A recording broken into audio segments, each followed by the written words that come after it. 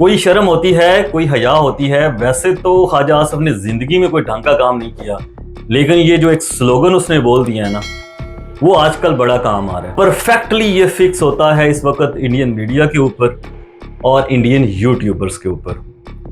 ना पाकिस्तान का पानी लौटाया, ना नीतियां बदली, लेकिन जब पाकिस्तान ने चुपचाप हमारे जवान को लौटाया तो भारतीय मुस्कुरा कर मानो कहे ये डर अच्छा है, बहुत अच्छा है। ख्वाबों की दुनिया में युद्ध जीतने वाले पाकिस्तान को भारत ने दरअसल कह दिया था कि भैया हम वो हैं जो रात के अंधेरे में भी सूरज जगा देते हैं। और जब ये कहा गया था तो ये कोई कवि सम्मेलन की लाइन नहीं थी, ये चेतावनी थी।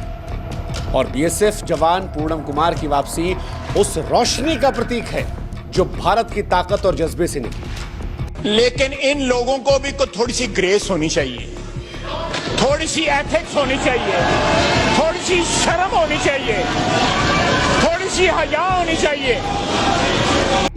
यार अगर छोड़ने के ऊपर और लंबी लंबी छोड़ने के ऊपर नोबेल प्राइज मिलता तो 2025 का नोबेल प्राइज इस शख्स ने लाजमी विन कर लेना था।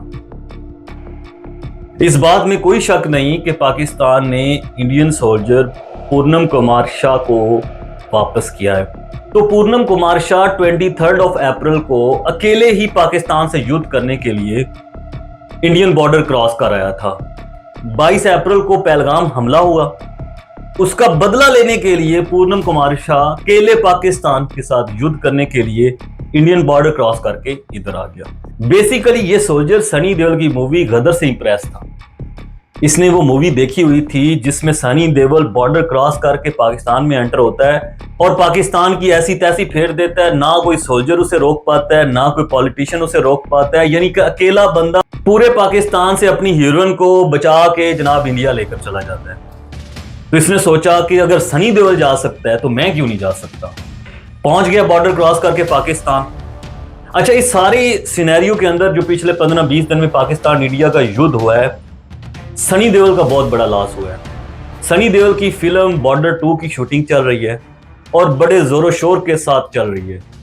जैसे कि सनी देओल की फिल्म का ट्रैक रिकॉर्ड होता है, वो पाकिस्तान आर्मी के खिलाफ और पाकिस्तान के खिलाफ अकेले ही युद्ध कर रहा होता है 5, 6, 7 बंदों को लेकर। अब इस सारे सिनेरियो में जब इंडियन आर्मी को इतनी कुट पड़ी है, इंडियन एयरफोर्स के 7 जहाज गिर गए हैं, ये अपनी फिल्म में कैसे परफॉर्म करेगा? मतलब कितना को झूठ बोलेगा? मुझे इस बात की हैरत हो रही है कि इस बेचारे के पास तो अब कंटेंट ही कोई नहीं बचा है। कुछ ना कुछ तो इसने अपनी फिल्म के अंदर दिखाना है ना कि पाकिस्तान को फूट पड़ रही है, लेकिन रियलिटी में पाकिस्तान ने इंडिया को धो के मारा है। अब 500 करोड़ रुपए का लॉस हो चुका है इस वक्त। बॉर्डर 2 अगर फिल्म रिलीज भी हो जाती है तो दुनिया में से कोई मानेगा ही नहीं। इवन इंडियन जो उनके अपने लोग हैं वो भी नहीं मानेंगे। पाकिस्तानी इंडियन फिल्म्स देखते हैं, उन्होंने तो खैर क्या ही देखनी है। तो 500 करोड़ का लॉस जो है वो सनी देओल का हो चुका है। अच्छा, सनी देओल मूवीज के अंदर 200 या 300 लोगों के साथ लड़ता था और जीत जाता था। ज़ाहिर है वो सनी देओल है। पूर्णम कुमार शाह ने कहा सनी देओल क्या चीज है, मैं अकेला पाकिस्तानी 7 लाख फौज के साथ जाके लड़ूंगा। अच्छा, गलती से वो पाकिस्तान बॉर्डर क्रॉस करके आ गया, फिर उसकी वो दुर्गत बनी है। आगे से बोलता है फिल्मों में तो ऐसा नहीं होता। बेटा, फिल्मों में ही ऐसा नहीं होता, हकीकत कुछ और है। वैसे एक इंफॉर्मेशन मैं आप दोस्तों के साथ शेयर करता चलूं यहाँ पे, इंडियन आर्मी ने कोर्ट में केस कर दिया है। इंडियन आर्मी ने एक प्ली दायर की है स्पेशल कोर्ट के अंदर कि बॉलीवुड को बैन कर देना चाहिए। जितनी फिल्में ये बॉर्डर के ऊपर या पाकिस्तान के अगेंस्ट बनाते हैं, उसको लेके इंडियन आर्मी के अंदर एक मिसकंसेप्शन पैदा हो जाती है जो कि रियलिस्टिक नहीं होती। तो इंडियन सोल्जर्स जो हैं वो ये समझते हैं कि जैसे फिल्मों में हो रहा होता है कि एक जनाब सोल्जर जाता है पाकिस्तान के अंदर और वहां पाकिस्तान की ऐसी तैसी फेर के वापस आ जाता है। तो चूंकि ये रियलिस्टिक अप्रोच नहीं है, इसलिए इंडियन बॉलीवुड फिल्मों के अंदर पाकिस्तान के अगेंस्ट जो फिल्में बनाई जाती हैं उनको मुकम्मल तौर पर बैन कर देना चाहिए। बात तो सही है वैसे इनकी, क्योंकि रियलिटी में तो इन्हें हर रोज कुट पड़ रही होती है। 2019 से लेकर पिछले 6 सालों में इनको इतनी कुट पड़ चुकी है कि इन्हें समझ नहीं आ रही होती कि पाकिस्तान के खिलाफ लड़ें या ना लड़ें।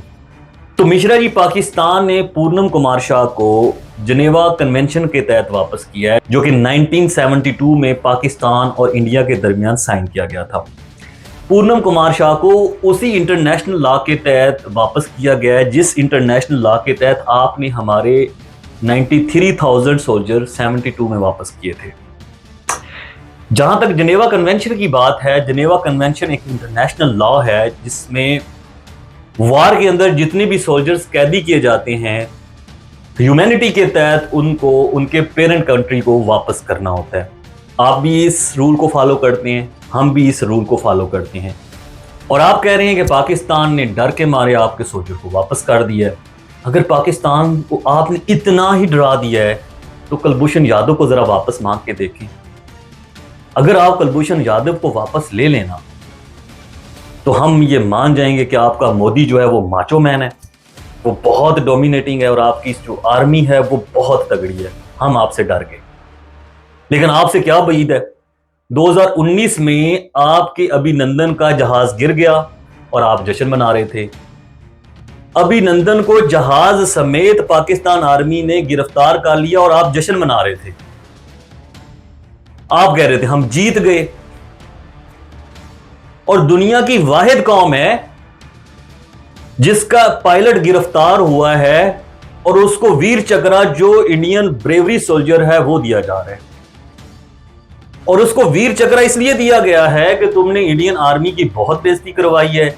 इंटरनेशनली जो इंडियन आर्मी की इंसल्ट हुई है उसकी बेसिस के ऊपर तुम्हें हम वीर चक्रा दे रहे हैं। चेक करो जरा, ये है इंटेलेक्चुअल लेवल, ये है इंटेलिजेंसी लेवल। अगर कोई गैरतमंद मुल्क होता ना, जिस दिन अभिनंदन यहां पाकिस्तान से वापस गया था उसी दिन उसका सर तन से जुदा हो चुका होता। लेकिन आप तो गैरत वाले दिन पैदा ही नहीं हुए। अभी तक के लिए इतना ही, फिर मुलाकात होती है।